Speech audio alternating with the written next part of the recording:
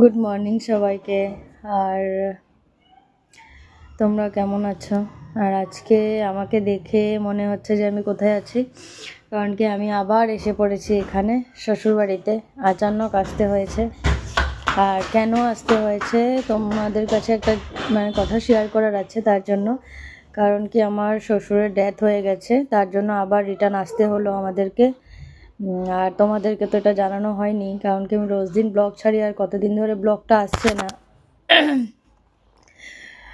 19 তারিখে মারা গেছে শ্বশুর, তার জন্য এখানে আসা, যত তাড়াতাড়ি পারা এখানে তোমাদের সাথেও কিছু শেয়ার করতে পারিনি।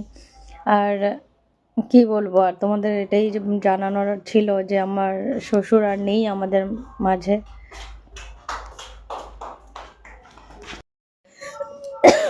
এখানে এসে অনেক কাশিও হয়ে গেছে, ঠান্ডা লেগেছে। আর কতদিন আগে তোমাদের সাথে ভিডিও করেছিলাম, শ্বশুরকে দেখিয়েছিলাম, ওনার প্লাস্টার লেগেছিল পায়ে। আর প্লাস্টারটা মানে কাটানোর পর একদিন চলেছে হেঁটে হেঁটে, তারপর আর নেই। কি বলবো, আর এতই খারাপ লাগছে যে তোমাদের সাথেও আমি কিছু শেয়ার করতে পারছি না।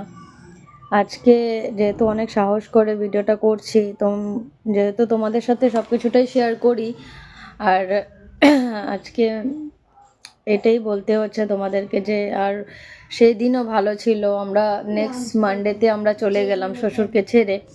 বলেছিলাম যে এক্সাম শেষ হওয়ার পর আমরা আবার চলে আসবো, কিন্তু তার সেই টাইমই দেয়নি আমাদেরকে। আর প্লাস্টার থেকে কী বা হলো, আচানক এরকম একটা ঘটনা হয়ে গেছে। বলতে পারছি না কেন এরকম হলো।